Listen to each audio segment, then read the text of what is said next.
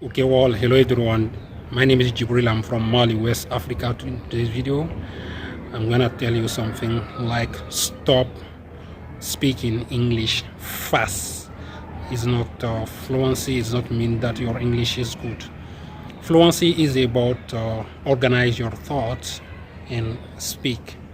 Give more details, more reasons, more examples, and use the vocabulary you know.